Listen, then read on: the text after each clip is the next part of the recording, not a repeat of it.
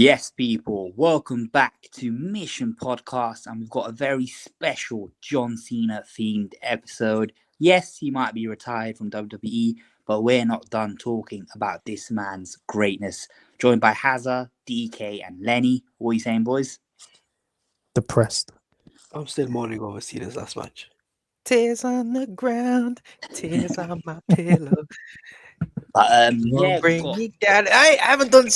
I'm not done singing, bruv. Listen, I'm never gonna get over John Cena. Yeah, Clean Bandit. Your lyrics are lies. They're blasphemous. There are words of idiots. No one, I mean, no one in this wrestling world will ever get over John Cena. I do not care, bruv. But yeah, carry on. I mean, HAZZA summed it up perfectly. But listen, we're here to talk about John Cena's best ever rivalries. We're going to do a tier ranking, so let's not waste any more time. Let's get straight into it. What have we got first? Oh, classic. AJ Styles. Tier ranking, and I started talking about crying. Oh, poetic. I'll be honest with you, this is going straight in S tier. Damn right. No arguments from us, to be honest. No arguments I whatsoever. got no problems with that. What's your The favorite match from that rivalry? Oh, Rumble. Yeah. I enjoyed the Raw match. I can't pause. I enjoyed the match that they had on Raw. A little Raw? bit more. They didn't have a match on Raw, did they? I'm pretty I sure can't they did. remember the Raw match. I can remember the SmackDown match. I think I might have got it mixed up with John Cena and CM Punk for Oh, yeah, 2013. Yeah. for SmackDown. Yeah, I actually really enjoyed the SmackDown match a lot more. But that's just me. I think their SummerSlam match was perfect. That's my favorite one out of the four. They've had great matches, man. All of them are brilliant. But we're talking about the rivalry specifically, so let's talk more about the rivalry. I remember when it started. I think John Cena just came back from injury, wasn't it? He missed Mania 32, obviously, and AJ Styles just had a good feud with Roman Reigns, actually. And then Cena Styles, the whole build up around it was kind of like a dream match, I think. And then John Cena was basically saying, "You're a guy that I've never faced, and everyone talks about you and hypes you up, and I want to challenge you to a match." And I think both of them were baby faces at the start, no? If I remember correctly. I think they were baby faces. Yep, and then Styles turned heel, I think, on that same night. He might have actually been the first face down. Wasn't it Money in the Bank? I think the club came to help Styles, but Styles didn't want their help, but he won. And then it was revealed, I think, the next night on Raw, it was the part of their plan. The club. And then Cena turned on, Styles turned on Cena and joined the club. And from then they had that, I think it was tag match, Battleground. It was Enzo and Cass and Cena against the club. Enzo and Cass. That was actually a really fun match. And then the SummerSlam match, of course. And then the Rumble match. What a rivalry, man. It's one of my favorite modern rivalries of all time. It has a case to be the best rivalry of the last 10 years. I don't know if that's a stretch, but the promo battles between these two, oh my god, they were so damn good, man. I remember AJ Styles had that funny gimmick. It's like, I want to beat up John Cena. It was just so funny, and the crowd used to pop. And then John Cena, it's just a great back and forth between them. Like, John Cena is known as the mainstream guy, whilst AJ Styles came up on the indies, and that was the whole basis of their conflict. And yeah, what are you guys' thoughts on the rivalry? I mean, I think it's kind of like the perfect to me, it's like, well, can AJ prove himself with the mic, and can Cena prove himself within the ring? And they both, I think, elevated each other's kind of quote weak points. Not that they're both weak in any of that, but relatively to Cena's mic skills are unbelievable. AJ Styles' in-ring ability was unbelievable. I feel as though it elevated both of them up in that manner, and I thought it was just magical. Every single time these two guys stepped in the ring, and that was epitomized in that when they went to Australia for Crown Jewel. I think it was Crown Jewel, was it? Yeah.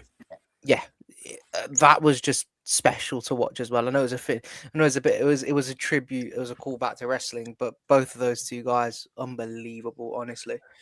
And also that picture they've got right now of Cena and Styles there. That promo was unbelievable. I think Cena said to him that I was not built for the indies, I was built for the WWE.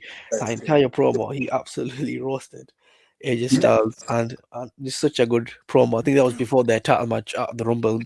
He won the title there for number 16, and then he lost it 2 weeks later to Bray Wyatt in the Chamber. But still, man, that SummerSlam match through to the Rumble match, and I think they had a match on SmackDown there, Money in the Bank match. They've had 4, 5, and again the Crown Jewel match this year. They've had some bangers, man. They've never missed in the ring, and I think AJ Styles said it at the time because he didn't know how good Cena was in the ring. He was like, "Bro, that first time I'm going in the ring with him, Money in the Bank, wow, like Cena can actually work real good." He was really surprised, and I think their chemistry since then has been unbelievable, man. I think if you talk about all the opponents and who's had the best matches with Cena, in my opinion, I mean, my favorite is AJ Styles. I just love the AJ Styles. Now that's not a guy people like. He's not very renowned for his mic skills, but I thought he hanged really well with Cena during the promo battles. I was actually surprised. In 2016, they threw him straight into the deep end, AJ Styles, and he proved he belonged, at the top of the scene. As you said, Danny, this picture specifically, the swag that Cena was saying it with, like, dude, you've been hot for like 6 months. I held this place down for a decade. I wasn't built for the indies. I was built for the WWE. The way he says it with the oh my god, the panache. It's just the arrogance, isn't it? Yeah. But like, I love it. You know why I love that promo? Because I don't even think he was directing it at Styles. I think he was directing it more at the IWC. Because every time they say, "Oh, this guy, he's an industry plant. He can't wrestle," he shut them all up with this feud. And he basically told them to fuck off as well with this promo. I wasn't built for the indies, bruv. I'm built for the WWE, and I'm built for the big time, man. Yeah. And this was Big this was really the first time he went part time, I like to say. And like you guys said, when he came back, he was like, "Nah, like I'm still here. I'm still that." I think it's a big badge on Cena, something like that. It was amazing, man. Their chemistry in the ring and on the mic, I thought was unbelievable. Yeah, happy to put that in yes too. And another thing about it as well is when they're like, Cena, but his whole thing was, "Oh, I've seen guys like you all my career, the new flavor of the month." But AJ Styles disproved him. He proved he's not a flavor of the month. He can actually hang. He had such a good title reign. SmackDown in 2016 was great, man. But Yeah. The land of opportunity. I feel like that was probably the only time I felt as though SmackDown was better than Raw up until that point, where it was just like Shane O'Mac and Daniel Bryan were running the place. Miz had the IC title, and Cena and Styles were kind of going hammering tongues at each other. Whilst over on Raw, you had kind of like nothing really. This was really carrying the WWE. Special rivalry. Do you remember their contract signing that they done for, I think, the Rumble match? And then Cena's like going off for one. He's like, passion, everything saying passion. That's passion. Yeah. That was such a good promo. And again, they gave him the win the SummerSlam, and he won the title against Dean Ambrose at the next pay-per-view Backlash. And then he defended it in a 3-way with Ambrose and Cena. I think it was No Mercy, if I remember correctly. Yeah. And again, I thought AJ Styles' reign was amazing. Cena came back, was like, "Yeah, I'm going to beat you." He won number 16. So yeah, man, them 6-7 months on SmackDown were so good. I think if you talk about timeline as well, it was the last great John Cena feud as well. Yeah. Yeah, I could agree. Yeah. Mm-hmm. But that's very easy. Let's move on then to the next one. Batista. This is an underrated rivalry. Yeah. So good. Remember, these two guys came together through OVW as well. So basically, it was pretty much going back to the days where they were on the mats together and going at it in OVW. Like Batista is this powerhouse. He is the animal, Lenny. He is the animal. Batista pretty much had everything given to him when he came into the WWE, whereas Cena, came in as he was ruthless aggression. That died off until he had the Thugonomics gimmick that brought him back up. And then they kind of like their careers then came at a crossroads within, the Rumble. That's the funniest, honestly, the funniest shit ever. Oh my God.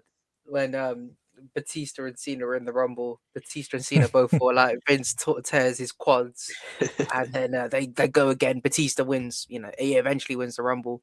But then I think it was just like it never felt as though the company forced it together. It just felt like, okay, what's better? Is Cena actually going to be able to uphold his kind of like manpower against Batista just being an absolute freaking animal?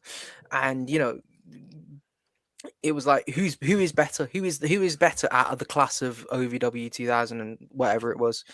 And that's all it was. It was just who's better. It wasn't a case of like, oh, you're this, you're that, as it was with Cena and Styles. It was Do you guys Oh, remember what Cena's name at OVW was? the prototype. Yeah, they had a match Yeah. at OVW. Do you know what? I think the fascinating thing here about Cena and Batista, they were both rising stars in the Ruthless Aggression. Like Batista was hot on Raw and Cena was hot on SmackDown. And after The Rock and Austin left, Vince was scrambling to find the next guys, and they kind of just landed at his feet by luck or chance.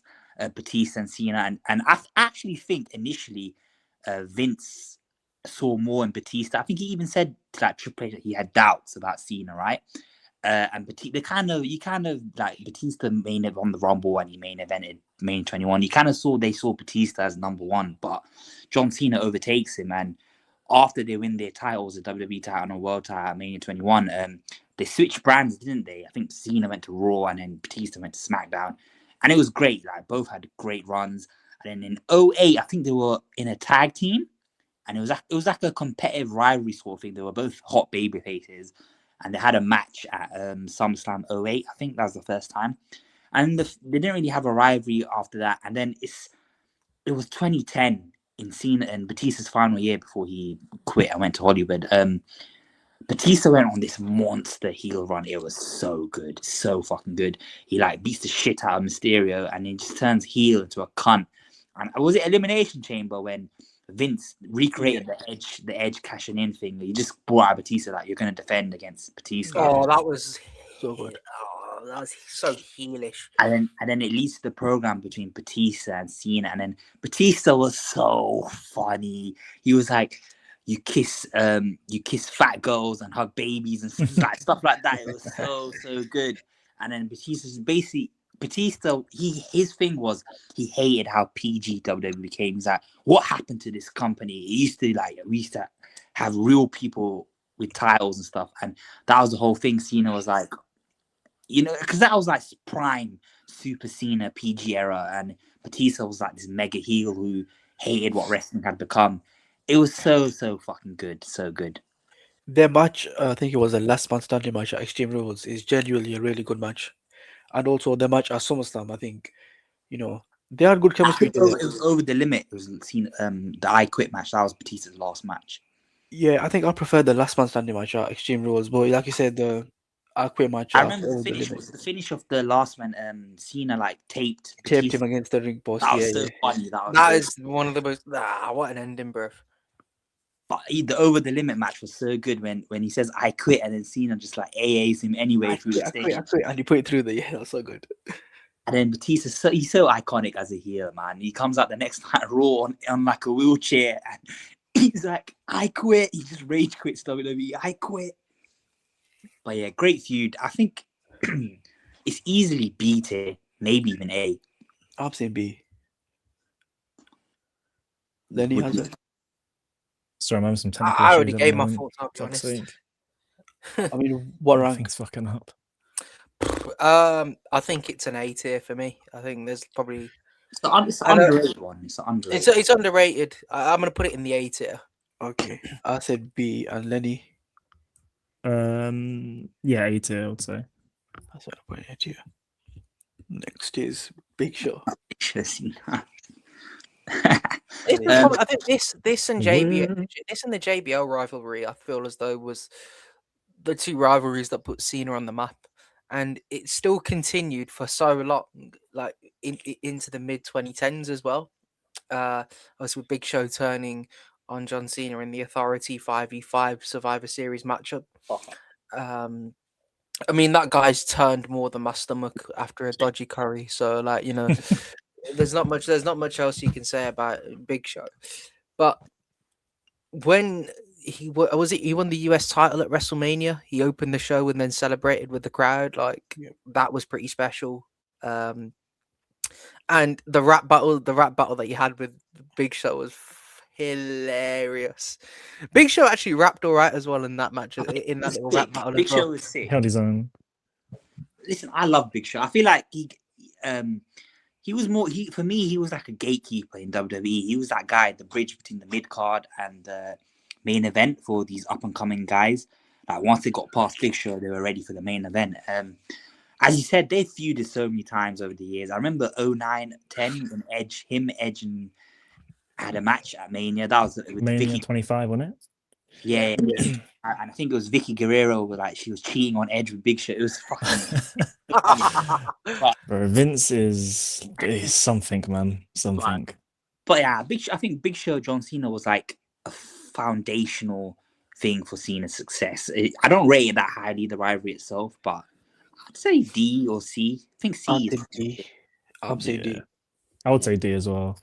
Do you remember when Big Show and Cena had that feud with John Laurinaitis or something? Oh yeah, I think it was over the limit. Where, Batista, I don't know. Big Show was so funny in that era. Like he had this big giant gold contract, this big giant gold ladder. It was so good. Next one is Booker T. Again, it's another foundational. It was one of when he's like on the rise in it. Cena became big, popular on SmackDown with rivalries like Big Show and Booker T. We could say meh, but these feuds helped his career, especially the one with Eddie Guerrero. I don't know if it's on this list, but I'd say C. I think Booker T is seen as more interesting than. Do you guys remember when Booker T was King Booker and he made Cena kiss his feet? Oh my days, that was hilarious. King Booker was amazing. He's one of my favorite King of the Ring. He's a demon. I'm still saying D. Fair enough. I think this rivalry was better than the big. I still think this rivalry isn't as good as the big shows, but that's probably my nostalgia talking. Fair enough. Lenny.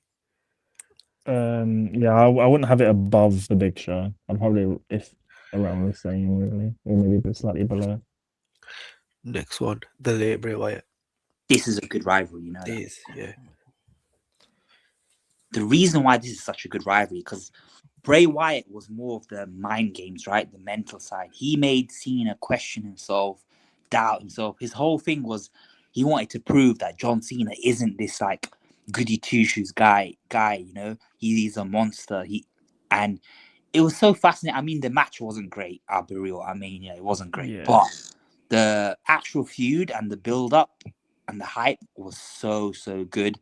The promo battles were amazing. I remember the video package. Do you remember when they had the Eminem song? This is my legacy. It was so good. It was so good. It was so unique. Yeah.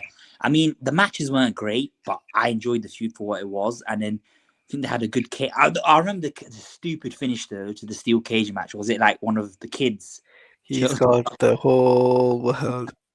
Yeah. But I think that was the theme though with like, I know rest in peace, he's passed away now, but Bray Wyatt, they never gave him a big win at all. Like all these feuds he would just lose, which was very annoying. But Cena Bray was a good rivalry. I mean in 2020 because of COVID they had to do a cinematic. What did you like? I thought that was I love this. I liked it it so so much. much. Cool. And you could tell this had Cena's fingerprints all over it. He wanted to do something like this. He wanted to put over the feed at that time, and yeah, I mean, I love that match for what it was. I mean, oh god! Before we talk about the Fiend, Fiend. I miss that character so much. I miss the Fiend so much. So yeah, I thought this was a good rivalry for. I mean, for Bray Wyatt, I think we all agree he should have beat Cena at Mania 30. He should have definitely won that. But I remember, I think they had a last man standing match at Payback, which was probably their best match they've had. So yeah, man, I think it was a good rivalry. Definitely better than the Big Show and Booker T. Yeah, I'm gonna put it in the B tier. Yeah. I'll probably see Lenny. I don't know, man. I would say probably C, to be honest. Yeah, that's if the matches were better, then it would be higher. But I just like how unique and different it was. Next one, Brock Lesnar. You know what it is? If you genuinely, if you take out the whole WrestlePalooza aspect, bro, this was actually a really good rivalry. Because you had Paul Heyman involved as well. You know, Paul Heyman being the mouthpiece for Brock Lesnar as he was naturally. But you had, I think this is really the first time you had a superhero versus a supervillain in the WWE to such an extent where Cena is this built-up guy. He is, you know, who he is. And then you've got Brock Lesnar, who's this big badass bastard that you just can't put him down. He's so difficult to put down. I remember when he came out after he came out Raw after WrestleMania. His music hit, and you just see the dread in his eyes. I think Brock Lesnar's music, by the way, probably one of the most iconic theme tunes of all time, because it's just like that dread. But Brock Lesnar versus John Cena, bro, crazy good rivalry, so underrated. That match at SummerSlam 2014, in my opinion, is the best squash of all time. And it's only the best squash of all time because John Cena's involved. No one expected John Cena. I don't think we ever seen John Cena before that get squashed the way Brock Lesnar squashed him. That was the day Suplex City was created. And again, I think that did massive for, Brock Lesnar after, basically breaking the streak. Cena was like, yeah, let's put him over more. Let's actually make him, the biggest heel and the biggest monster in the company. That's exactly what that match at SummerSlam 2014 did. And then that match at Rumble with Brock, Cena, and Seth was again a great match. They had good chemistry, man. There were some matches like the one this year, which I think we ignore, because no one wanted that match. It was pointless. But the matches in 2014 to 15, I thought it was good. I think it's a good rivalry.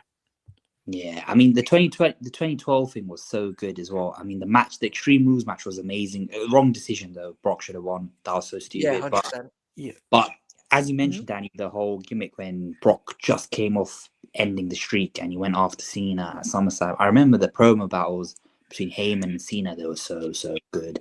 There's one of the best Cena promos of all time when he's talking about his passion for this business and he's saying that beast you represent. He's only bothered to show up when he feels like it.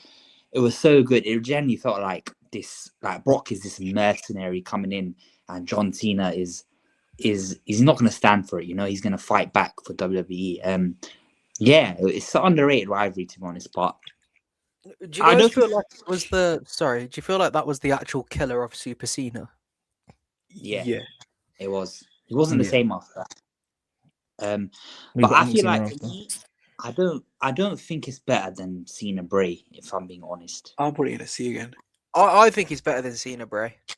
I think it is too. Probably I think it's marginally though. better. Like it wouldn't be enough to put in BT in my opinion. I don't know about you guys.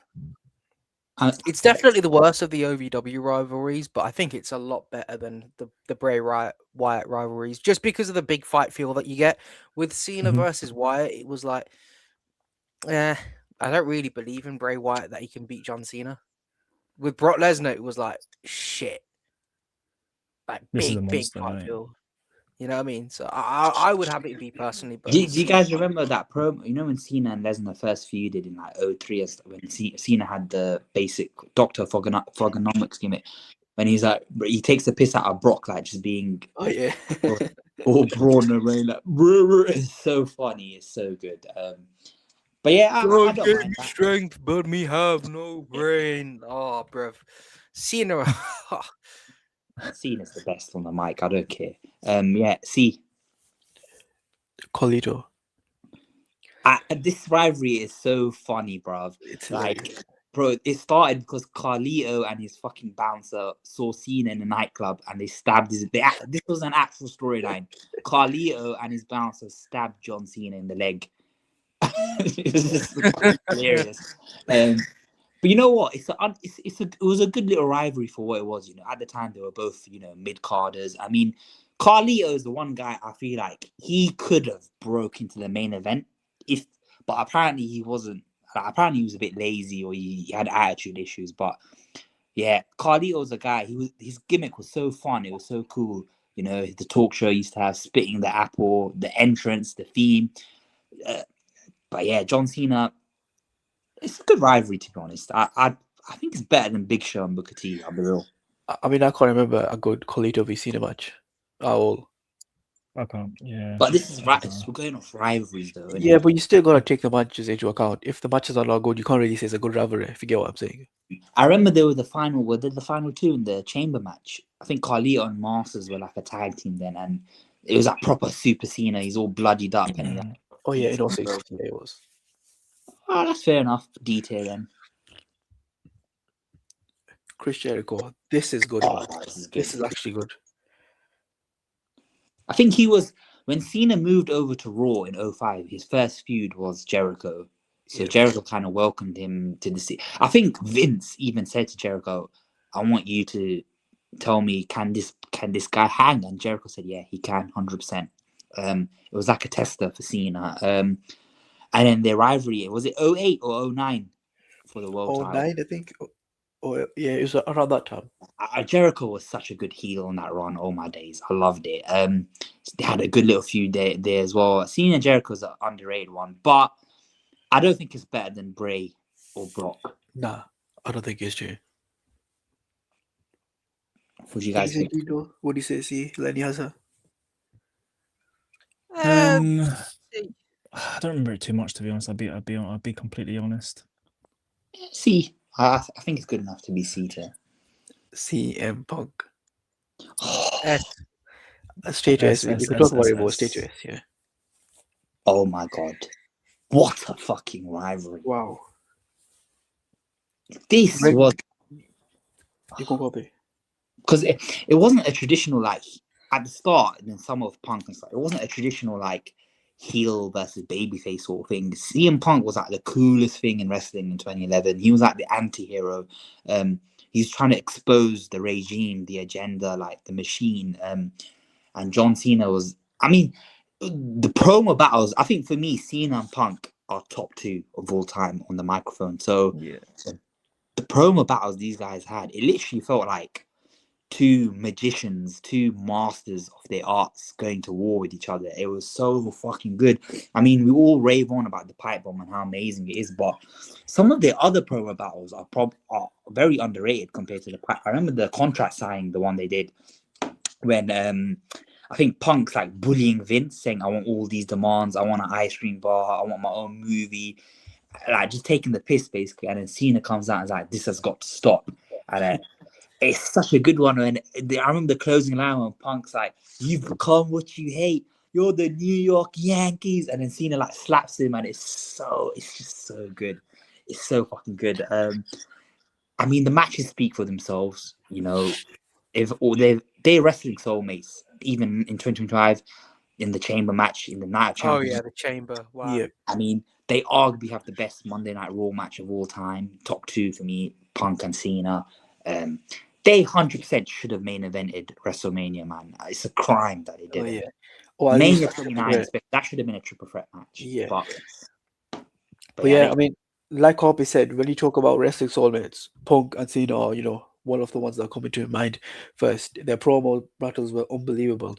That Money in the Bank 2011 match is not as good as it is because John Cena's involved. That's the only reason this match is so good. It's because it's John Cena in that position. It's because John Cena's so hated in Chicago, and Punk's like this anti-hero. But on that night, he was the biggest babyface in the world, and I think what made that match so good was Cena. I mean, we could all talk about Punk's greatness in 2011, but one of the biggest reasons for Punk's greatness was because of Cena. And I mean, I've seen in interviews Punk and Cena talk about each other. I don't think they've ever said a bad word about each other. They genuinely love each other. Yeah. It was more of a competitive thing, and it wasn't a vicious thing. I mean, Punk even used to say it in his promos, "I don't even hate you, John. I actually like you. Like it's so good." It was just one of them ones, innit? Punk thought he was that guy, and he wanted to be in the main event of WrestleMania. He felt like he deserved it, and he probably did, to be honest. But Yeah, I think more so. I think Punk was fighting what Cena represented rather than Cena himself, especially when you mention like, oh, see, I like you, John. It's kind of like Cena represented the establishment. He was the establishment, therefore he has to fight the establishment to become, greater than he is at the time. And I think it was, I don't think when he went to Chicago, and got booed Wow. and he just stared down. And Cena knows his role in it. Like he went in there, meant business, and lost. And he was ready to take on that responsibility of being a heel for the night, just to get Punk over, and he did. Right, Cena and Punk, like 2011 was riveting, but even 2013, you remember 2012 and 2013 they feuded when Punk turned heel. That was so fucking good as well. Yeah. Where Cena's like saying, he basically said to Punk, "You don't believe who you are. You're like insecure. You think you're the best because you have the title." Around. There's a beautiful promo Cena cut. He goes, "You think that having that around your waist makes you who you are. I don't need a title to know who I am." It's such a beautiful promo. I don't know if you guys remember it, but yeah. I mean, like you said, that 2012. We talked about 2011 being such a good part about Cena Punk. I thought 2012 was really good as well. I remember that the match at Night of Champions, which I think is a criminally underrated match. That's literally a fantastic match. And then, of course, we go to 2013 with that match on Raw, which, in my opinion, is a top 2 Raw match. Period. That's when Punk done the power driver, didn't he? Yeah. Oh, so good. I mean, Cena. I mean, we say it for every. Cena's got so many wrestling soulmates. That's how good this guy is. But Cena and Punk on the mic, not gonna lie, I think their promo battles are probably my favorite from Cena's. Yeah. Same. Like literally, I could watch an hour-long compilation of them just on the mic with each other. It's so fucking good. But S tier easily. Brian. Yeah, I don't think there's a. Oh, is that I Daniel think that's the most. Yeah. To Their be fair, feud wasn't crazy long, was it? it was literally just SummerSlam. I don't think it can be ranked that highly. I think it's more of a great match than it is a rivalry. It's not. Yeah, it's not a proper rivalry. But again, for the few weeks, that promo Cena caught, I think it was on Miz TV, was sensational on Daniel Bryan. That actual match only works again because George Cena's in there, and everyone wants Daniel Bryan to win the whole match. The angle afterwards was done to perfection. So yeah, man. Again, it's not like a real rivalry, but the feud for that month I thought was amazing. So I think it's kind of hard one to rank because they didn't really have many matches. Ziggler. Ooh, this was this over AJ Lee or something? AJ Lee, yeah, in the late 2012, I think it was. I'll be real. I didn't like this rivalry. Yeah, I didn't care about it. It was so like AJ Lee. They were using her like a bar soap, bro. In that era, like she was jumping from like Kane to Bryan to Punk to Cena to Dolph. Yeah, I think this was when Cena won Money in the Bank, and then they put it on the line in a TLC match, and Dolph won that because AJ Lee helped Dolph win. Oh yeah. So yeah, I think that's the only thing I can remember of the feud. Again, I think this is bad. Yeah, I'll put that in the bad. I'm happy to put it in the bad, to be honest. Next one, Edge. Oh man, I love this. S tier. Thank you. This might be my favorite. Do you remember when Cena fucking froze him in the fucking lake? Yeah. I thought bro killed him, man. I mean, talk about making careers. I think these both basically made each other's careers that early on. Yeah. Like I said, my first memory of wrestling was Cena v Edge, the TLC match in, I think Edge's hometown, Unforgiven. And again, man, there were so many good matches. That match, I think, is probably my favorite Edge v Cena match. But the promo battles was insane. That one where they sing right now, I remember that promo on SmackDown. I think it was after Cena won the World Heavyweight Championship. It was such a good promo. And then in 2012, when Edge was retired and then he came back to Cena, it was like, I mean, have you forgot everything you stand for? I don't know if you guys remember that promo just before you fought Brock, I think it was. Pressed thing in it because he lost to The Rock, and then Edge is like, yeah, so good, man. Like these both basically made each other, in my opinion. So it has to be S tier. Yeah, I mean, I don't think you get Edge without Cena, and I don't think you get Cena without Edge. That's how perfect they were for each other. And I think the rivalry itself is kind of like, well, Edge wanted to destroy Cena as well, and Cena wanted to, not get destroyed, and that kind of like, bruv, I don't think there's words to kind of describe how amazing this rivalry was. Edge was the first person to ever cash in Money in the Bank. Yeah. It's such an iconic cash-in. It made you fucking despise Edge. Like, Oh man, scumbag. Cena's bloodied. He's just got into absolute war, and he's come out with Vince McMahon and said, "I'm cashing in." It's a very formal cash in, you know. I kind of miss that. Nowadays, we just get teased cash ins, and all of a sudden, Edge comes out with Vince McMahon. He's like, "I'm cashing in. Let's get going." Unreal. I mean, the promos between them. I mean, I think Edge was the most hated guy in wrestling because obviously after the Matt Hardy and Lita incident, Lita was with him. Like, oh my god, poor Lita, man. Everyone, the whole crowd is calling her a slag, a slut, everything. I think it's because of Cena just cussing her out all the time. Oh my god, the live sexual celebration. What a segment that is. That's an all time. Generation. We know why you like that segment. Like, why was she topless? Like, what are we doing here, man? Well, Vince. I mean, I guess Vince is the reason I did why. he AA'd her through the bed or something? It was so He funny. did, yeah. But yeah, Edge was just such a slime ball, wasn't he? I'm shocked they never ran Edge Cena at a Mania though, like as a singles match. It's kind of crazy.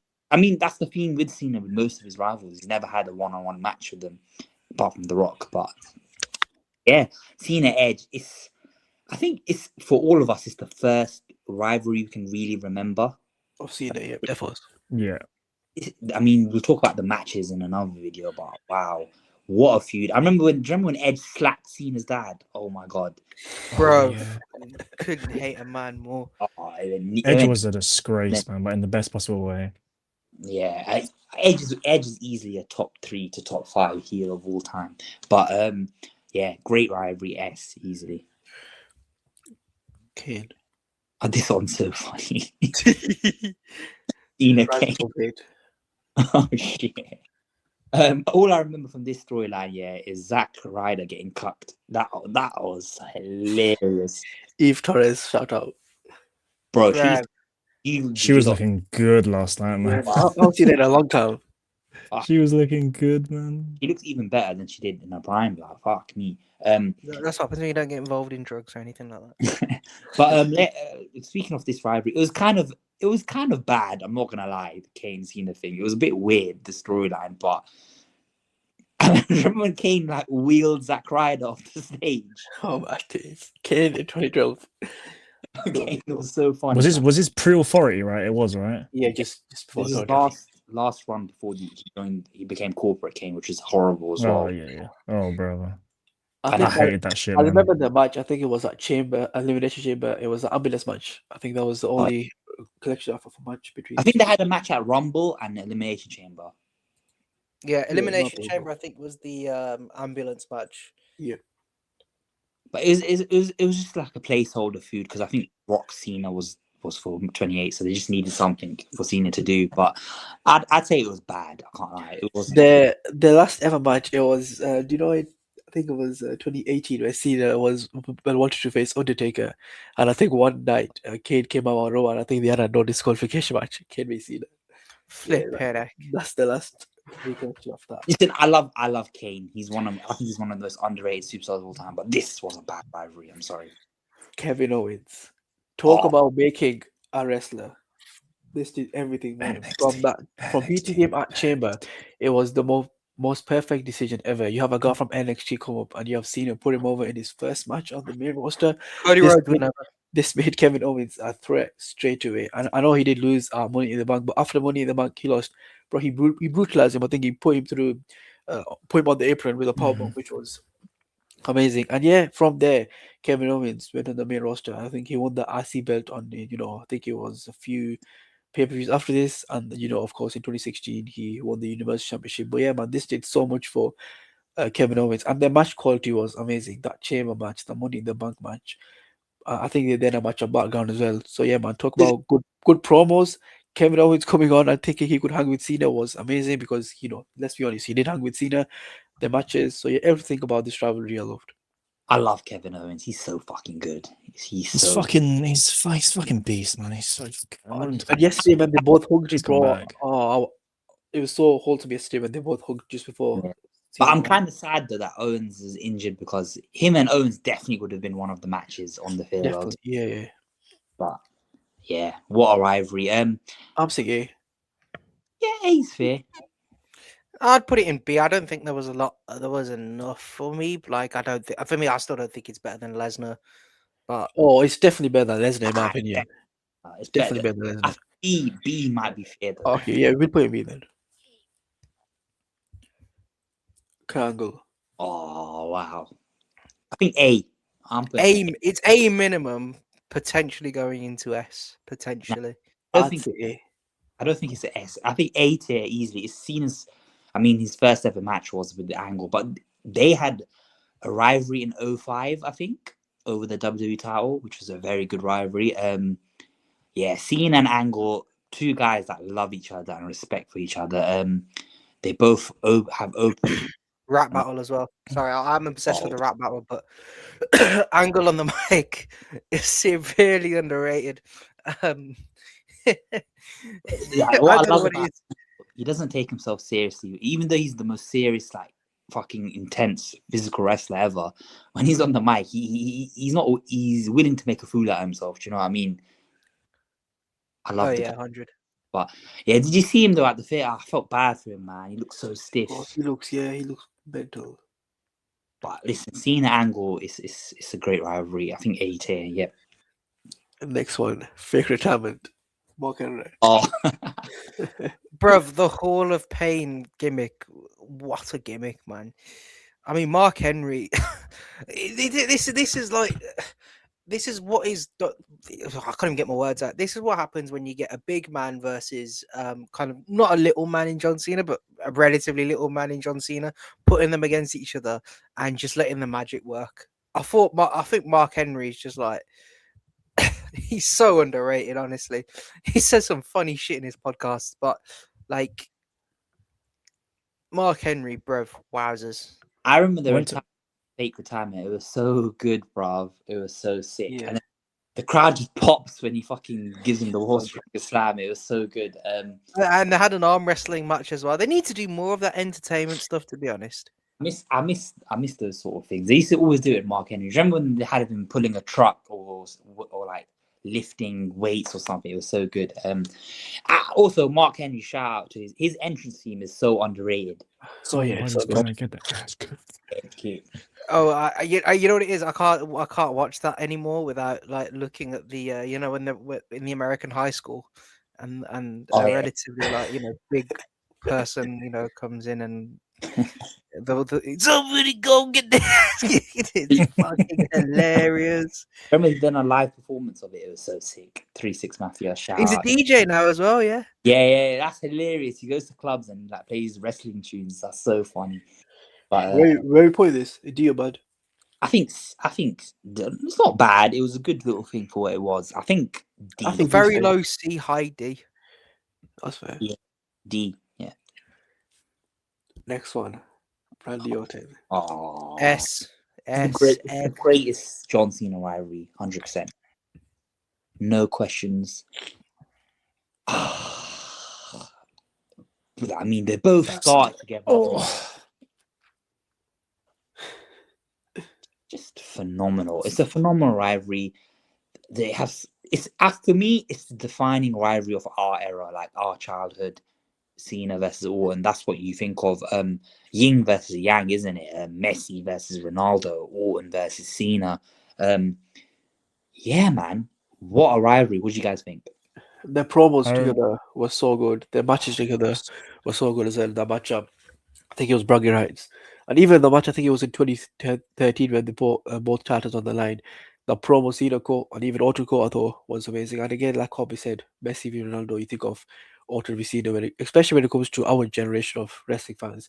You think of Orton v Cena being the main rivalry, and rightfully so. I thought, even though their matches weren't always really good matches, they had some bangers in there, and their promos were always so good. So yeah, man, definitely S tier. Yeah, I'd I say. remember. Oh, go on, sorry. Oh, sorry, my bad. Yeah, I go remember when the promo when they're in the ring and the two belts are on like the I can't think of what it's called, but and like you have like all the They're wrestlers hung in the high out ring. there, Oh, basically, yeah, they're hung above them, and you got Stephanie in there, and oh man, it's just so good. Do you guys remember? Was it Orton punt kicked Cena's dad? Oh my days! He punted him. It's so good. Bro, on the Cena's on the dad was always outside. catching shit, innit? I love And- In it, like he just says it as it is, like.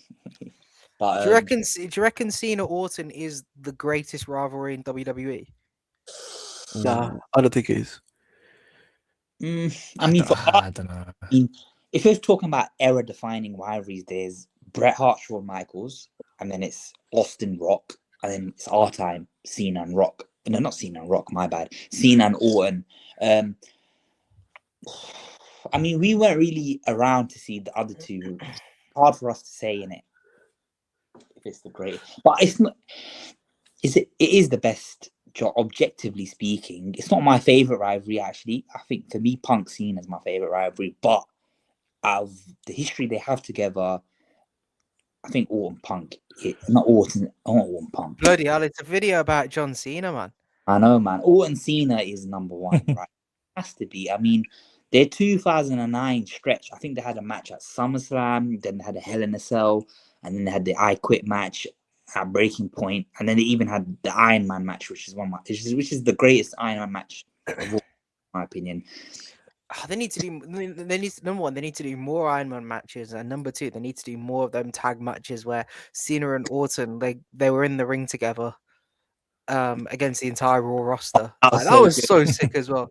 So good. I remember that. They were taking everyone out with like insane chemistry. But listen, Orton and Cena, I think at first they didn't really like each other because I think Cena, he worked hard to get where he was, and Orton was like kind of this like cocky kid. He was just naturally gifted, isn't it? He didn't have to work. It's similar to Messi, Ronaldo, funny enough. Like Messi's the more naturally gifted guy. Ronaldo's the workhorse, the guy who worked hard, drills every day. So they had like a competitive rivalry at the start, and Cena kind of felt like, I don't know, Orton didn't really take his gifts he took them for granted. Like he wasn't very serious. You know, obviously Orton had a lot of attitude problems, stuff like that. But then eventually they get this respect. Orton starts to mature, and then Cena has so many good things to say about Randy Orton, and they just generally love each other, don't they? From the farewell tour as well, I actually enjoyed their promo battles. I know people weren't the biggest fans, but I thought Cena and Orton had the best stuff out of all the rivalries this year on the mic. What do you guys think? Yeah, maybe. There were many good promo battles in Cena, especially heel. I enjoyed the Cody stuff, I think, but again, it got pretty boring quickly because they made it about the fans. And with this, I think it should be more about their family legacy instead of Cena saying he hates the fans. And I think they made it about the kids. Orton's like to him, you need to have kids, and that was so funny. But yeah, man, again, one of the greatest rivalries in wrestling history. Do you guys remember that video package though? They have one of my favorite all-time favorite video when it's got that song playing and it's showing. I think the way they cut it was the lyric goes, "I was made to taste your kiss," and it says Cena kissing the tile, then Orton kissing it, and it's so good, so fucking good. One of my favorite video packages of all time. I think it's for their Iron Man match. Go back and watch it. Civil Twilight, Letters in the Sky. That song's perfect for wrestling, man. They used it for Cena Rock as well. So good. Next one, the Tribal Chief, Roman Reigns. I remember the first time these both feuded in 2017. I'd like to say John Cena absolutely roasted Roman Reigns. I've never seen Roman Reigns get cooked like that. He was like, I could do the promo battle where I think Kurt Angle was in the ring as well. He was like, you should be ashamed I'm part-time because I could do this part-time better than you could ever do it full-time. Amazing line. And then there was a point in the ring where Roman, I think, forgot his lines or something, and then Cena was like, go on, it's a promo game. It's a promo, kid. Come on, eventually. That's one of my favorite Cena roasts ever. This period. This is a promo, kid. If you want to be the big dog, then you gotta know how to cut one. And he's like, Roman's shut up, John. were so bad as well. Like, I mean, I think that match they do a lot for Roman. You're a punk ass bitch. Yeah. He still knew he had a lot to do. Their match, I know Messi, I thought was fine. I didn't mind it. I thought it was a little good match. And then, we go on to 2021, I like to say, yeah, when Cena returned that Money in the Bank. That promo battle between them both was really good. Like, you could tell Roman's come places since, 2017. Their match at SummerSlam, I'm not the highest on that match, but again, I thought it was a really good match between No, them. I actually really like that. Ironically, I really like that match. Yeah, The whole build up to like John Cena versus Roman Reigns, I thought was really good because Cena was like, All it takes is 1, 1, 2, 3, and you'll be part of a trivia question. And he was like, "Oh, 1, 2, 3, and you're just a footnote in history. That's all I need. I just got to stay in there for 1, 2, 3." And Roman was like, "Oh, it's like missionary every single night." I was just like, "Bro, Roman." I think that's when Roman was. I think he won over so many people, and that was the feud that I think gave Roman that ultra tribal chief status. I know that he beat Edge and Daniel Bryan at the main event of WrestleMania. Then he beat Edge at Money in the Bank. But I feel like John Cena was beating John Cena did so much more for him than I think people actually will never recognize. And I know that Cena never won or anything like that, but it was kind of like this current generation versus the previous generation superstar. And I think I did wish that John Cena did get a win, but that's how it is. Cena was never winning that because Roman put his career on the line, which I thought was stupid. He didn't need to do that. Just anywhere. I think I wish they kind of had like one more match somewhere down the line. But it was pretty cool that they got in the ring a couple times afterwards as well, because Cena and Kevin Owens teamed up against Sami Zayn and Roman Reigns on a random SmackDown, and then obviously WrestleMania 40, Cena. Rumble. I don't know why he hit the AA to Roman Reigns, which I thought was pretty class. Not gonna lie. I think their last interaction was in the Rumble where it was saying Cena, Seth, Punk, Roman standing. So that was a cool moment. But yeah, I mean, I wasn't really a big fan of getting another Cena v Roman match in 2025. I didn't care for it at all, but it would have been good. But I think going back to 2017, shout out Roman Reigns though. I don't know how he managed to come back from, because that was a burial and a Mike. It was disgusting. That was dirty, man. Shout out Austin Theory. He's still, poor guy, still hasn't recovered from what's him. But piping in crowd noises. How bad Cena. Bro, imagine if Cena could actually do what he wanted to say on the mic. I love his heel run, bro. He doesn't even swear or stuff like that. He just he buries you with a smile on his face. That's the scary thing about him. The stuff that he was saying I think Roman was cutting a promo. He's like, damn, I don't even need to speak. I just have to let you speak. You ruin everything for yourself. So good. And then Roman was heated. And I think he even said it to Roman, like since I've left, all I've heard about is this new guy, Roman Reigns, and I'll come here and I'll new guy I could do for you, the guy. And I look at you, and this is all you got. Listen to you. But that line is so brutal. I can do this better part time than you could ever do it. What a line! Oh my god! Well, yeah, very point. I'm gonna start saying that if I ever get into work. Very point. This B or C? B. I say B. It deserves to be B. I think the 2021 feud helped it so much. Yeah. Rusev, a really good rivalry. I enjoyed this match. This is so underrated. I was going to say that. I remember growing up and watching this shit. I was like, it was obviously US title and stuff, right? Yeah. I love that shit, man. I love these US title stuff. Like whoever it was with, like. Oh, that was another the whole USA versus like Russia. Well, I know he's Bulgarian, but yeah, that shit was good, man.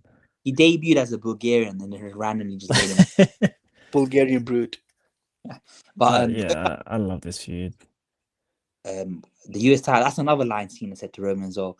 You took the US title as a demotion. I took it with gratitude. Oh, it's just so good. But yeah, Rusev Cena, they had a very good match at Mania. I remember it. I was surprised. It was a good match. Is this when Rusev came in a tank? Yeah. Yeah. Was that outside? That Mania was outside, right? Mania 31, a really good Mania. Nobody expected that Mania to be good. I think that's why people loved it. There were so many injuries going into the Mania, and they somehow made it one of the best Manias. I mean, it's one of my favorite Manias ever. Where you put this? C, I think C is fair. I agree. C. Ramak. Oh God, put that in. Actually, whoa. We are big fans of the big guy on this podcast. If you're watching Feed me more, man. Come on, man. Let's do it. You know when I said bad, I meant B. Because I thought that was bad, good. Badass. Badass, yeah. you mean? What the biggest flaw was? It's the way they booked Ryback. Like, he just lost to Mark Henry for some strange reason at WrestleMania, and then the next night on Raw he's taking out Cena. Like, it didn't make any sense. And it hurt Ryback in the long run. Yeah, Paul. I think Ryback's just he's a victim of. Ryback was. I think he's a perfect. He was a fall guy. He was a victim in the WWE, and you know what it is. Like you said, if he beat Mark Henry, it would have made so much more sense for him to go after John Cena. But I just think he was a complete victim, to be honest. In the WWE. It was such a weird decision having Mark Henry beat him, because I think Rumble was an undefeated streak until then, and then you just had Mark Henry beat him, which felt really weird. Bro, he was literally Goldberg 2.0. He was hot, proud, Ryback. Feed me more, like bro, I'm telling you, if Ryback was in the industry 5 years later, he would be a world champion. That catchphrase, his build, that win, that gets you somewhere in this company. And I think it's a shame that he never really achieved more than what he already had at the time. Which even in 2012 when he had that stuff with, was it Punk? I think, again, I think they had a match in the Hell in a Cell, which again was a really fun match. Ryback was trying to get over, but I just don't know. They just halted it. I think he was a really unsafe worker. Punk didn't really like working with him, and then they were like, "Yeah, let's just end." The only thing I can remember, about Ryback is, do you remember when Punk done that shoot interview with Colt Cabana, and he's like, I think Ryback dropped him on his head, and he goes backstage and he's like, "Dumb fuck," and they're like, "Yeah, I'm a dumb fuck." Yeah, I think this is bad. I'm not gonna lie. Yeah, it was bad. Seth. Their matches were so good, man. I remember that SummerSlam match. It was such a good match. It's a shame it got ruined by Jon Stewart. But that was just a stupid thing. He's like, "Oh, I'm a Ric Flair fan. I didn't want you to equal the record." Yeah, it was so stupid. But again, I think their chemistry is so good. Cena even came out. He goes, my top two are, the next two are doing Shawn and Seth. Their promo battles I thought were really good as well. The match that SummerSlam, and I think again a Night of Champions where Seth had to do double duty because he was facing Sting after, I thought were really good. Did a lot for Seth's career. Basically, I think it basically stamped him as the champion because he did. I think he won the belt that Mania when he cashed in, and then he had a few good matches, and then this match I thought really solidified him, became double champ. So yeah, I think this was a good rivalry. Nothing special, but I'd probably put it on the level as like a Kevin Owens and Roman Reigns. I think it's a lot, but I think it's a bit below that, to be honest. I don't really remember too much of them having too much of them having a go on the mic. But I think the only reason why I would probably put it in the B tier is because of the authority. That's the and that really was kind of like seen as the old guard. He's saying you shouldn't do this sort of thing. Seth's like, look, I'm the future. I've put all my eggs in one basket with the authority because I believe they're going to make me the biggest superstar in the company. And like, I think that's probably the only reason why it goes into the B tier, because of the authority. But if you're looking at them both individually, I don't think it goes into the B tier, to be honest. Yeah, I agree with you, HAZZA, to be honest. I mean, they've had great matches, but this is about rivalries, isn't it? Do you remember 2015 Seth is my favorite iteration of Seth? Do you guys remember on Raw, literally, it was every week or other week, it was literally Cena versus Seth in the main event. It was so annoying. That's all they booked, Cena versus Seth in the main event every single week. But yeah, I'd put it C tier. This was how basically Cena brought back the authority because Seth wanted to stomp Edge's head over, and they were like, nah. Oh, what a rivalry this one is. HBK against. Yeah, very funny. You know, one of my favorite parts of Cena HBK, it wasn't even Cena related. It was a triple threat match between these two and Triple H. Oh yeah. And Shawn Michaels delivers a Sweet Chin music to Triple H, and Cena looks at him like, that's your buddy, why did you do that? And these two guys also won the tag team titles together when they were feuding with each other, the same way that Batista actually won the tag titles with Cena as well. So that was quite that was quite funny in itself. But yeah, Michaels, whenever he steps in the ring, you just know you're gonna get an A-tier match. You're gonna get 4.5 stars minimum. He could wrestle with a broomstick and make it look like an amazing match.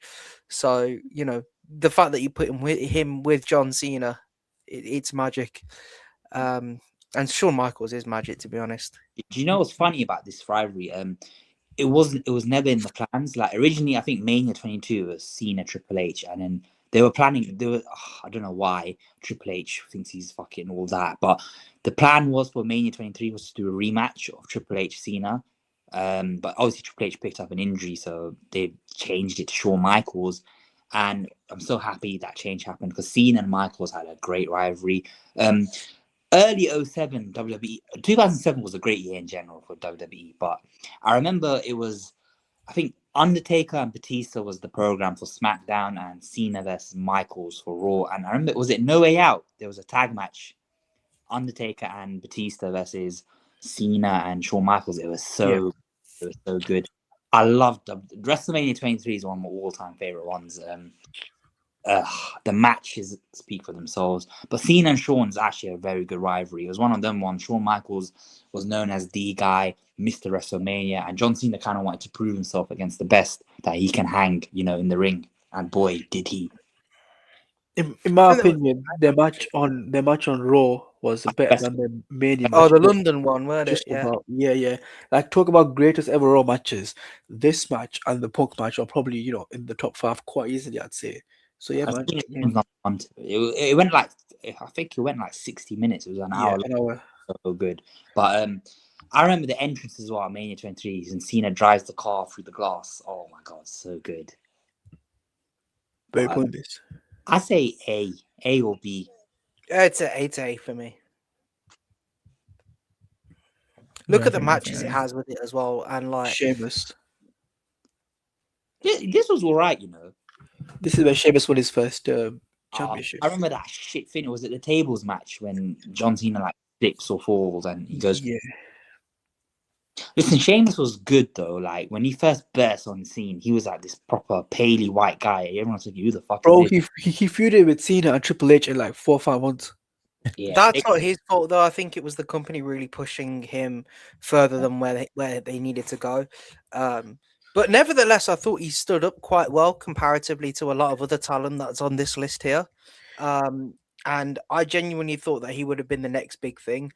And he's not like the greatest now as what people would have prophesized him in 2009 to 10, but certainly one of the most safest workers to work with within the ring. Really good. Sheamus is really good on the mic as well. Tells a story, and he's a hard hitter. He's someone you'd love to watch. And I don't think any of that would have happened without the teachings and the learnings that he would have gained from having been in the ring with John Cena, holding the world title, etc. And yeah, I know it was an awkward finish that definitely looked like it wasn't planned to have happened, but the rivalry did a lot for Sheamus more than it did for John Cena. I would put this in probably like the high D tier, early C tier. I mean, I don't think this rivalry was really good because they didn't really have that many matches that I can really remember that were good. And I mean, early Sheamus, people didn't really like him like they do now, like the 2022. We see how many bangers he can have. I'll be real, I was not a Sheamus fan. I was so pissed when he won the 2012 Rumble as well. I wanted Jericho to win so badly. But yeah, a forgettable rivalry for me. I paid D. I think the only reason why I love Sheamus so much is because he's from the UK. It's the same affinity that I have with Drew McIntyre, which you support your own in it. So that's why I've got that not too much of a problem with Sheamus, I guess. Next one's Critical. Bro, Carly was feuding with everyone when he first came on. Listen, he has one of the best debuts of all time. When he came and he took out the Undertaker, that was fucking scary. Oh yeah, and then bro, I can't get that image out of my head when he's just grabbing Rhea's head. Is horrific. But you know what? Cena and Carly actually had a very good match. It was actually all right. Like, I mean, Carly can't work for shit, and Cena got a good match out of him. Was this a one night stand? Yeah, it was a Falls Yeah, Count anyway. I think it was actually a good match. Not good, but it was surprisingly all right. I think it goes in the bad tier, to be honest. It has to be bad, yeah. I can't put it above there. It's great, Carly. Like, he can't. It's kind of hard in it. He had no mic skills. He can't. He can barely move. The Miz. Bro, I hated the rivalry. I'm not gonna lie. I hated it. Do you know what it is? It's a weird I one. loved it. I like it. I hated the Miz, but I really enjoyed it. He was good. to He be was honest. a good bad guy. Like, he was good for what he was. But for me, it was not 100% no way a WrestleMania worthy program. The fact this Main event, no less. fucking hell, I can't believe this. Damn right. WrestleMania 27 is one of the worst ones of all time, anyway, for a reason. But yeah, it was. But I can't lie. I feel a bit bad for the Miz, because I feel like we might be a bit harsh, because on the mic and the promos, they actually had some good stuff going. Like, even in 2017 with the whole Maurice and Nikki Bella getting involved. Yeah, I think Miz Cena, it's not as bad as some of the ones on this list. I think the best promo Miz cut was, I don't know if you guys remember, I think it was the Raw after SummerSlam in 2017, where it was Miz, Roman, and Cena in the same ring. And Yeah, Miz oh did wow, that was unbelievable magic. promo. One of his best promos is going his career. But yeah, I think as a rivalry, not the biggest fan. I don't know about you guys. No, Yeah. I quite liked it, to be honest. I think for what it, like you guys saying, for what it is, Miz is this, that, the other. I just think it shows how like the Miz wanted to be. It's like Syndrome versus Mr. Incredible, isn't it? Like, I guarantee you, the Miz would have looked up to someone like John Cena in a way where he's come from not a lot and made himself into something. But then John Cena kind of like shits on the Miz at one point, and then the Miz hates him for some reason or the other, and it kind of builds that, doesn't it? It's like the Miz was never better than John Cena in the ring, like in terms of his physical stature. So he was probably one of the only few guys that could actually go toe to toe with him on the mic. And the Miz, and you talk about the promo after SummerSlam. It was kind of like the Miz is an outsider. He wants to be with the big boys, so that made you feel more personable towards the Miz as well. And I think this rivalry is. I know it's probably not as great in terms of match quality. Like, the WrestleMania program should never have happened in the first place. Match quality may not be the greatest. However, I feel as though the kind of emotion that was built up into it, the Miz's character, the way that John Cena would respond to someone like the Miz, I thought for what it is, it's pretty damn good. I would have it in the C tier. I know it too. I'll have to say a bit biased, but I love that shit when I was little. I think D is I hot. I think it deserves to be C tier at least. Fair enough. The Rock.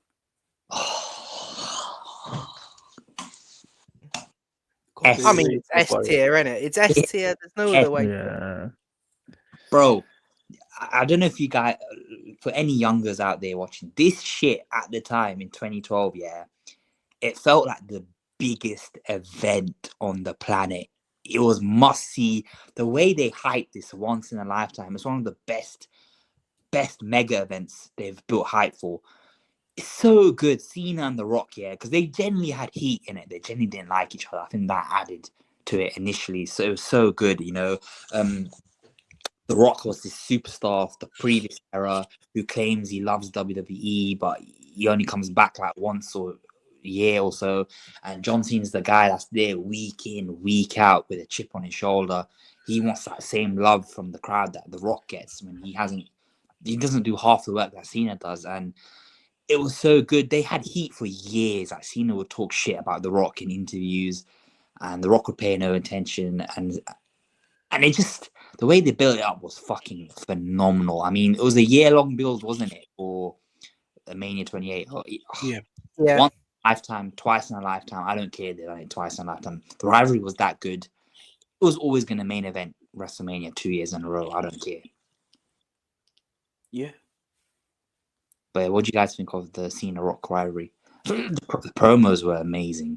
The promos were special, man. The whole got your promo on your wrist. Bro, do you remember the And Rock's face? shit. That Oh, he was, bro, he was steaming. that was fucking amazing. Oh, man.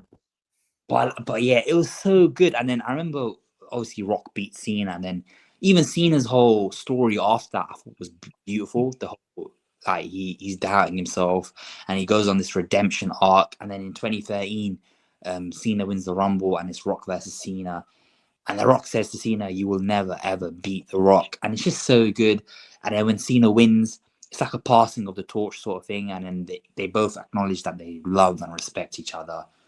And it's a great moment they had at the top of the ramp when Rock lifts his hand in the air and the fireworks goes off. But Cena Rock, you just had to be there. That's the best thing I can say. You just had to be there. It was so good. Like Kobe said, at that time, this was the biggest thing in the world. It was bigger than anything in the world. I remember watching this on a dodgy stream in my room. I was so hyped for it, genuinely so hyped for it at that time. And yeah, the promo battles together were amazing. Even the matches, I thought the first match was a really good match. Yeah. The second match, I think someone had injuries that match. I can't remember exactly who, but Rock. yeah, the first match was so good. And then again in the second match, Cena realized his mistake. He didn't go for that extra move where he just countered Rock, and so again I thought it was a really good rivalry. And It was our generation's Hogan versus Rock, wasn't it? Like, also, yeah, it was the perfect passing of the torch. Like, yeah, Rock was the old gen and Cena is now. So again, it was a beautiful rivalry. I really liked it. do you like the video package? Oh my god, Such a good video package, yeah, man. when they showed both of them as kids growing up into teenagers and into wrestlers with "We Are Young." What a song! What throwback! But, WWE just do promo packages perfectly, don't they? I think that's just a great evidence of that. Yeah, they know how to do that, man. The nostalgia. I remember I was in year 7, Easter holidays, Rock vs Cena. Oh my god, staying up to watch it, begging my cousins to buy the pay-per-view. My older cousin bought it for us, and it was so fucking good. And I hear voices in the air. Hear them bro. They both had long-ass entrances. Like Cena had MGK perform voices, and then Cena comes out, and then Rock had Flow Rider performing "Good Feeling" and the Wild Ones. It was so good. What an event! Mania 28 is really good. Triple H. You know, this was play the game. Bro, this guy loves playing the game, and a little terrorist. Cena. I think Triple H Cena was the first rivalry where Vince McMahon was like, okay, is Cena the guy for me? Do you know what I mean? Because Triple H was used as that litmus test. He was put in the main event, maybe due to political power. That's definitely a factor. But the whole thing going into Mania 22, Triple H was the heel, but the fans were on Triple H's side because they thought Cena was just like, you know what the IWC fans are like. They were annoying. Like they just booed the babyface. I know Triple H is a right prick because he was loving it. If you see the match at Mania 22 when they're booing every attack Cena has and cheering him, he's like smiling to himself. Like he's like, oh yeah, look, they hate you and they love me. But it was a good rivalry, man. It was good for what it was. I think it's the first big rivalry that put Cena on the map. Yeah, I mean, I don't think they had the best chemistry with each other than like some of the other ones in A, even B do. But again, yeah, it was a nice little rivalry to establish Cena as a main eventer. Yeah. They randomly made a triple threat match as well, him, Orton at Mania 24, which I never... it made me sick. Oh my days. They just forced Triple H into it. But listen, especially after that Rumble win as well, bruv. Oh yeah, that's fun. That's my all-time favorite in a moment of the Rumble. Where we put this? I say I'll say C. I'm not gonna lie. C, yeah, I'll go with C, bruv. It could arguably be a B though. I'm not gonna lie. Yeah, it could. Undertaker see the great match at Mania 34, was it? Just you know what? People need to shut the fuck up. That was good for what it was. I enjoyed it. I think you need to take away from the fact that actually happened and rather look into the past, because I feel as though the rivalry that they had then was pretty enjoyable, and Cena actually sold that match himself Exactly. It was at so good. Mania 34, and it was pretty good, not gonna lie.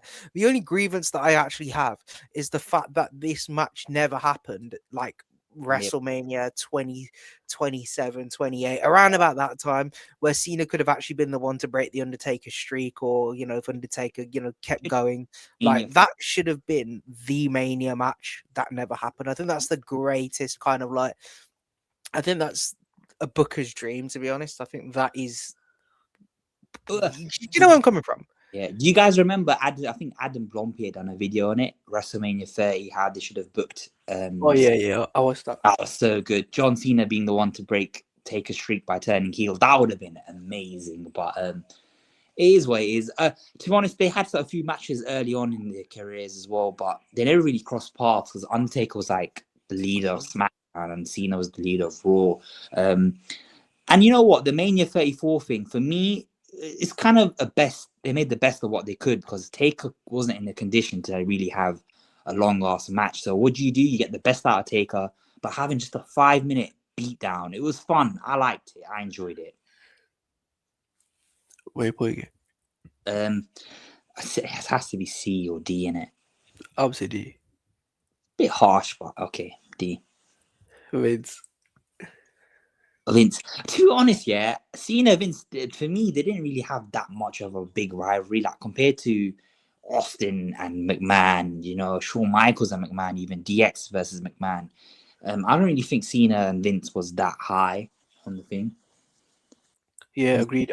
I, like, we talk about Austin v Vince. I don't think Cena v Vince had that same thing about it, which again, like you said, they never really crossed paths that much. I would put it that hard, to be honest. Probably D. And you know what it is as well? For me, it wasn't really believing. Every time they feuded, it wasn't really because you know how much respect they both had for each other. Do you know what I mean? You could see it. Yep. Next one. Who made the Nexus? This had so much potential. Oh man, this is gonna be so good, man.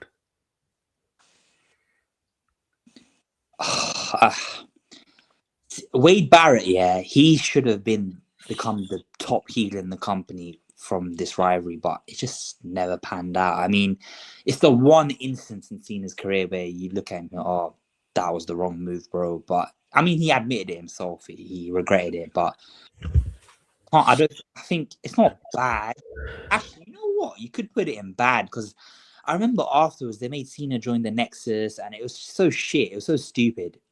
Yeah, it was very convoluted. I didn't really see what the motive of the move was with it. Like, don't get me wrong, I think if you're evaluating it as Cena versus the Nexus, I think it breaks into the B tier. But him versus Wade Barrett, it's a D tier for me, to be honest. Bro, that SummerSlam match basically ruined the Nexus, and then to kind of revive it, they could have had Cena lose to Barrett and had Barrett become champion, and then at Mania the following year they could have had Cena win it back. I think that would have been a fun story. The hero beating the villain in like this case, Cena beating Barrett. I think it would make sense instead of doing the Miz v Cena. But I know why they did that. Like you guys said, this had so much more potential than it, actually delivered. Wade Barrett, I thought he was a guaranteed champion, man. He had everything. He had the look. He could talk. He could even wrestle. It was just, unfortunate he never really became a main eventer in the company. I'll probably put a D. I remember, shout out Adam Blompier again. He done a perfect booking for the next. But yeah, D. It could be bad as well. I'm not gonna lie. Lenny HAZZA. Yeah, D.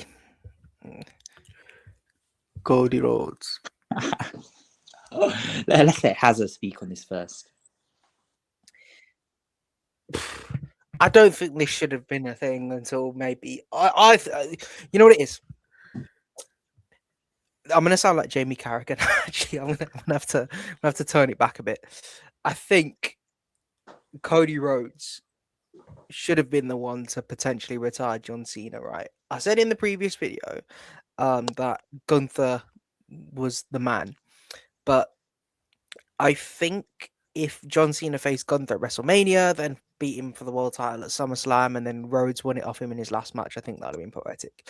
But I think the way that it panned out throughout the entire year felt so forced, and it didn't feel like it had the natural chemistry, that it was probably one of the most, I think it's one of my most hated rivalries.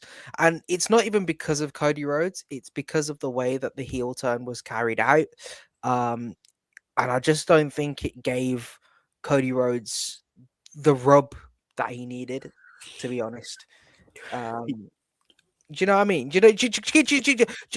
I feel like when I say, "Do you know what I mean?" It feels like my point isn't coming across as clearly as possible. But like, he didn't do too much. I don't think he did anything for Cody Rhodes, to be honest. Like, I you know, mean, the first promo battle I thought was okay. It wasn't anything great. I really enjoyed the first one they had. I think it was in Brussels. That was a really good one. And then after that, I got kind of bored because it was about the same thing. We know how bad the match was at Mania 41. Then they basically never had any promos until the SummerSlam, the night before SummerSlam, where Cena just turned babyface all of a sudden. So, yeah, Hazza, I kind of agree with everything you said. It didn't do anything for Cena or even Cody. Like, it did nothing for Cody at all. And it felt kind of forced because, they had Cena turn heel and then he had to basically be the face of the company who was Cody Rhodes at the top. So, yeah, not a big fan of this rivalry. It could have been much better than it was. And it's a shame because 2025 as a whole has been horrendous. I think when you look at the name Cody Rhodes being involved as well, this is your face of the company. And like, if he's I think a lot of superstars would have been very grateful to have had a rivalry of such a note. And I feel as though if you put Gunther in a similar position and you had Cena as babyface, it would have worked out infinitely better. Eventually these two were going to come head to head with each other during this retirement run. It would have been absolutely criminal otherwise. And I'm one of Cody's biggest haters. I'm not going to say the biggest hater because there are a few others out there, to be fair, and I've got some level of 2% respect for Rhodes, but the fact that this happened and it didn't deliver to the level that it should have was really disappointing. Because, for example, you look at The Rock, right?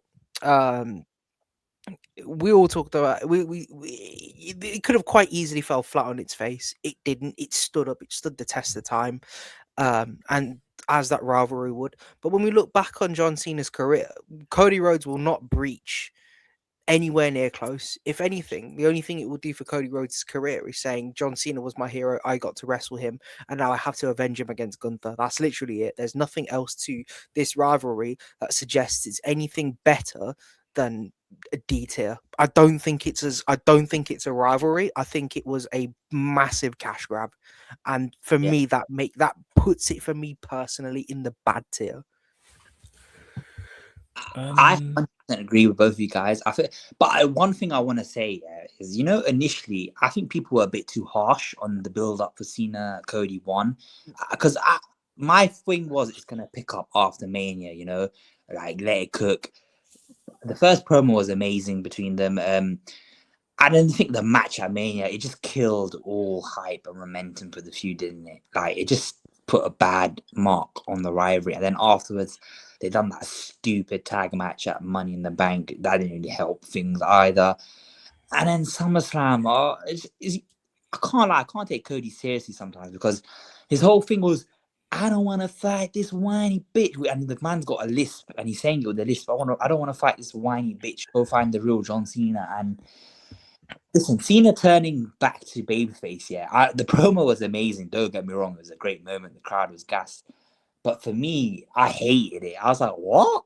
He's just going to turn back in one segment to a babyface. So it should have been great. Cena versus Cody, for me, should have been that passing of the torch, It should have been, they had the formula right there. Cena Rock. That was perfect. Rock passed it on to Cena, yeah? You could have recreated something like that. You could have done, if they wanted to do Cody Cena at Mania, why couldn't they have done, Cena beats Cody because Cody, like Cena did in his first match against The Rock, he was like, showboating, just trying to show he's better. Cody could have lost like that, and then by the end of the year, you could have had, the rematch Cena Cody, and this time Cody learns humility. He learns not to be, take Cena for granted, not to underestimate him, and he gets the win back. And you recreate that passing of the torch moment from Cena Rock 2 with Cena Cody. I think that could have been way better, but that's not what we got. I don't know if I'd put it in bad. I mean, I could see why HAZZA would put it in bad. I thought, like Kobe said, the first initial promos before Mania 41 were actually, decent. Especially the first one was really good. Bad match, but I think it was like a reverse. Like the first part of the rivalry had a good build up, bad match, and the second one had like a really non-existent build up and like a fantastic match. So The thing is, though, even if it was a fantastic match, we're looking at the rivalries, and I know the matches supplement the rivalries, but that match just felt like a standalone match rather than a build up to it. Because if you actually look at all the promos in isolation, Cody was protected right by Cena's mic skills, and Cody would beat up John Cena pretty much every single week. Like, what the hell was that all about? That was Yeah, the it build-ups was, the done build-ups better in sucked. Cena versus Punk because Punk got the better of Cena. Punk went over and did thugonomics. Cena put him through a table and said, "Oh, I've got something to get off my chest," sort of thing. And that rivalry was done. That rivalry at that point was done a lot better. I think it sits at the very lower. If it's going to sit anywhere, it's going to sit at the lower D tier because I think you've got to look at the hype around it as well. The reason why the Rock's rivalry is an S tier rivalry is because of the fact that it delivered to the hype and went overboard with it. That is supremely underrated in WWE standards. Like, it doesn't get that rivalry will not get the credit it deserves because of how much hype it had to live up to. This, in comparison, did nothing at all. Look at the other rivalry. You can look at the other rivalries on the list, like the Great Khali, Ryback. Okay, these are guys that are probably will never ever live up to the name of Cody Rhodes, but they are who they are. They will never be main event. They will never be the greatest main event superstars you'll ever get. But with this rivalry, it didn't do anything for me at all. The only thing it did do was create more hate for me towards Cody Rhodes. Genuinely. I mean, just looking at D tier, I think it's as bad as Sheamus, Mark Henry. That's why I just put in D tier. We might be being. I think it might be being a bit harsh, but Yeah, I think. I think but these. I agree with you guys though, for the hype, especially the way it started. It was fucking Cena turning heel. It made Cody a lovable babyface. People felt bad for Cody. He got beat. They beat the shit out of him. Yeah. And then I think the initial build, because for me, I thought Cody Cena was gonna be like a whole year thing. You know what I mean? Throughout the whole shooting, so I didn't really mind the slower kind of build up for Mania 41. I thought this is the first part of a 3-part, movie, but the finish was terrible at Mania, and then it just kind of fizzled out. Everyone gave up on the Cena heel run fairly quickly, to be honest. So yeah, for the hype and what it should have been, what it could have been, the passing of the torch from the face of the part for the past generation to the new. I agree with you guys. It's D tier minimum. Yeah, that's it, I think. But yeah, man. Let's look at S tier though. 1, 2, 3, 4, 5, even A tier. Some of the best rivalries of all time. Like S tier itself could be in the top 10 greatest rivalries of all time, like including every wrestler. What is your guys' favorite? Not best. What's your favorite Cena rivalry? Edge. Matt Styles. Edge or Punk, I'd say. I mean, I've got to say The Rock. That's a great one. Big fat Phil, man. For the hype, and it literally felt like the biggest thing ever. But for me, my favorite is actually Cena Punk. I feel like it was the most interesting as well, storyline wise.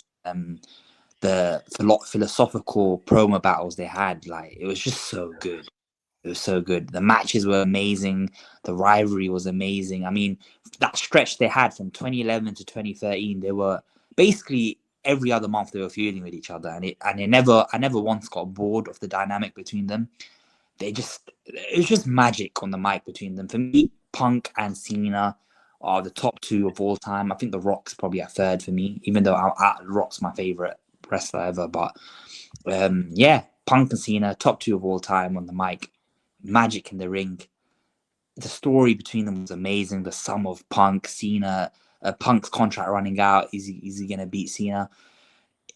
It's just wrestling soulmates for me. Fucking amazing rivalry. Even 2025, Cena Punk had. There was one cringe promo, not gonna lie, from Punk, the fucking one, but I can think it. That was done so badly because it was in Saudi and they didn't understand half the references. Let's be honest. But listen, for what it was, I think Cena Punk is my favorite rivalry. But yeah, what do you guys think is the best one though? Like objectively, I would say Punk. I think objectively it's Punk. It's Punk objectively, same, yeah. Yeah. I mean, I've got Orton to be honest, as objectively, because anyone you say Cena Orton, that is the rivalry. I think. Yeah, true. I think Cena Orton, it defined the generation, didn't it? As you said, they're both basically Messi and Ronaldo of their eras. That's our rock Stone Cold, man. Yeah, exactly. So I think it has to be number one. So yeah, out of the top, let's do a top 5 then. So number 1, we've got Cena Orton. Now number 2 gets interesting because if you're going off impact and like how big it is, Cena Rock should be number 2. But in terms of actual quality and the actual promo battles, I mean, Cena Rock had great promo battles as well, but Cena Punk is 2.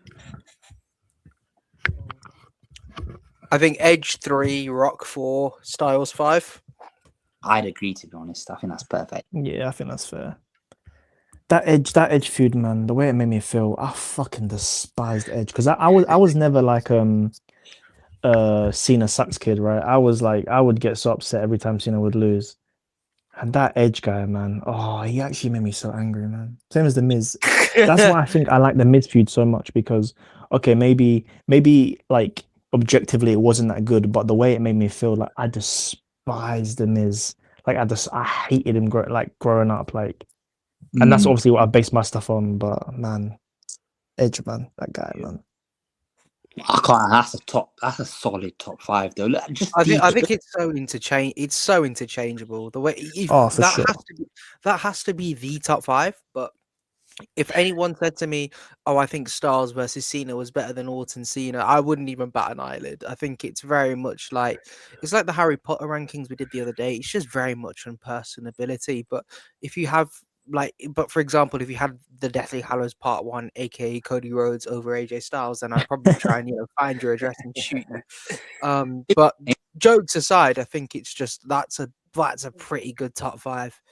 Is it fair to say Cena has the best rivalries in wrestling? 100%. Easy. 100%. Yeah. You know what it is? You know what it is, Danny? Close. Yeah, you know what it is, Danny? It helps that longevity aspect comes into it as well.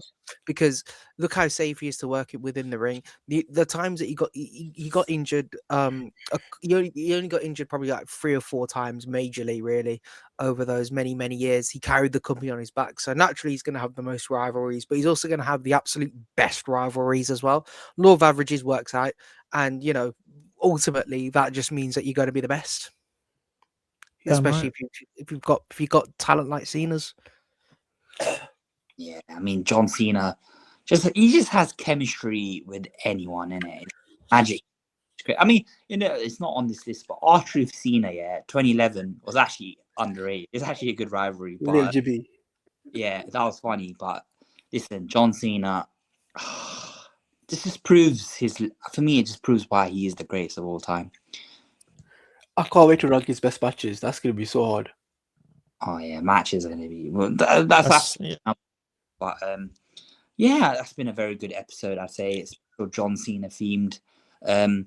Yeah, man, I don't think we're ever going to see anyone with better rivalries than John Cena has in his career. Any final thoughts, lads? Tragic he never had a proper feud with Jeff Hardy. That's what I've got to say. You know what? The biggest crime, though, from his rivalries, if you look at his top 5, apart from Cena Rock, he's never had a match at Mania with any of the rest of them. And a one-on-one, Not a match, You know what? Ironically, that just shows how good he is in a really weird way. I think that just shows how amazing John Cena is to the extent that he makes the other events like your Bad Bloods, your Battlegrounds. He just makes them feel special because he's there. WrestleMania is obviously going to be the greatest. It is the grandest stage of them all, but like come on, man. He makes other events just feel so much more special.